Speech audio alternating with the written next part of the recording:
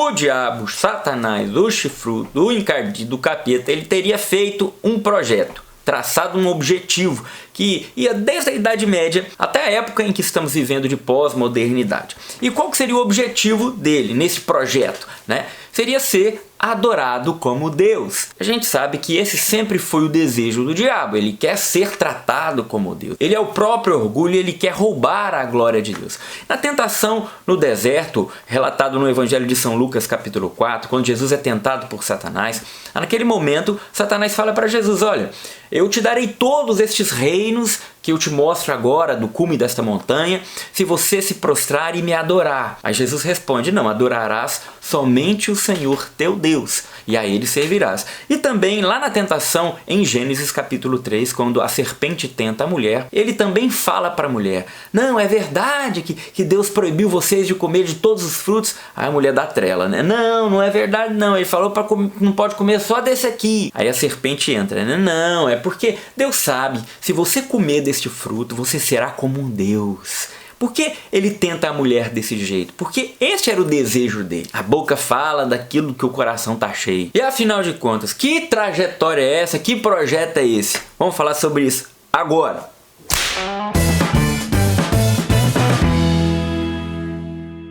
Eu ouvi em dois momentos diferentes, com dois sacerdotes diferentes, e eu achei muitíssimo interessante. E eu lembrei esses dias dessa reflexão e falei: olha, eu preciso contar isso lá no canal, porque eu sei que vai agregar muito. Qual que era a realidade na Idade Média? Era a convergência de três fatores: Deus sim, Cristo sim, Igreja sim. Deus, Pai, o Filho dele, e a Igreja, que é o corpo místico do Filho, que é o Pai também e que é o Espírito Santo. Ou seja, não dá para desvincular a Igreja de Jesus Cristo e nem Jesus do Pai e do Espírito Santo. Uma vez também que o próprio Jesus, ele funda a Igreja Católica. Ah, Tiba, mas a Igreja não tinha esse nome, Católica. Uma vez eu vi o Padre Paulo falando sobre isso e ele dizia que alguns acham que para a Igreja ter sido fundada por Jesus Cristo, Jesus teria que ter ido no cartório mais próximo lá de Jerusalém, né, pegado o CNPJ, registrado direitinho a Igreja Católica Apostólica que será romana um dia, sob a fundação de Jesus Cristo de Nazaré. Mas Jesus, quando fala para Pedro: tu és Pedro, e sobre esta pedra edificarei a minha igreja,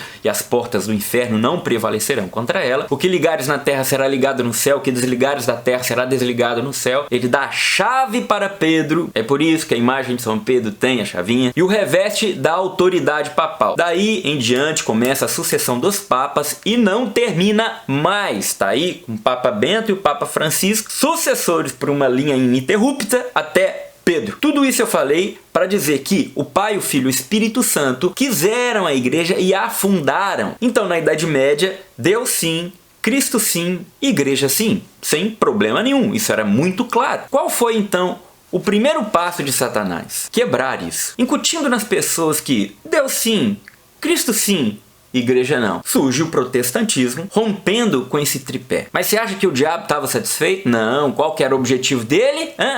Ser adorado. Então você vai ver onde ele vai chegar. O segundo passo então foi dado. Deus sim, Cristo não, Igreja não. O importante é Deus. Não é o cristianismo, ou o budismo, ou o islamismo. Não, o importante é Deus. Você tem que se apegar a Deus. Deus sim, ele, o arquiteto do universo. O resto não é importante não, o resto são apêndices, pochetes, de onde eu tirei isso? Anexos irrelevantes. E essa mentalidade também tomou conta. Mas Satanás estava satisfeito? Não, porque que ele quer ser adorado. Então ele deu um terceiro passo. Deus não, Cristo não, Igreja não. E o homem sim, porque o homem era a medida de todas as coisas, das que são para que sejam, das que não são para que não sejam. O ser humano é o Deus que precisava ser adorado, porque o ser humano também é capaz de criar pelas técnicas, pela ciência, e a mentalidade se espalhou. Mas Satanás estava satisfeito? Não, porque ele quer ser adorado. Então ele deu o quarto passo. Deus não, Cristo não, Igreja não, o homem não.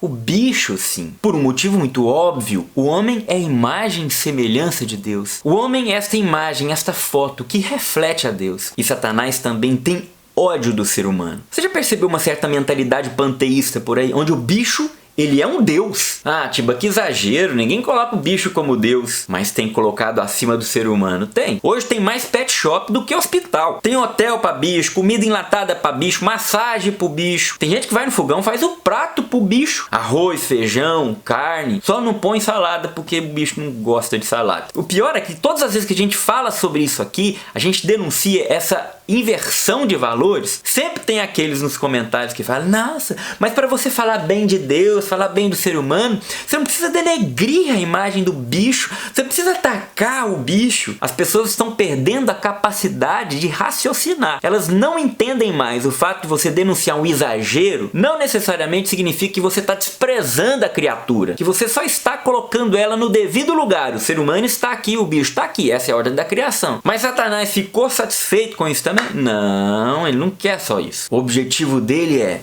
Deus não, Cristo não, a igreja não, o homem não. O bicho pode até ficar, mas o diabo sim, o mal sim. E aí que entra no ponto onde ele quer chegar. E um dos instrumentos para isso, qual é? A cultura do macabro, do sinistro, do satanismo. Eu não tô falando só do satanismo que vai lá, pega bicho, corta o pescoço da galinha, faz coisa com sangue, faz roda de fogo. Eu estou falando daquele outro satanismo que está imerso na nossa cultura, através de músicas, da cultura do que é escuro, macabro, sinistro. As pessoas vão ficando desfiguradas. Dessa cultura que também está na música.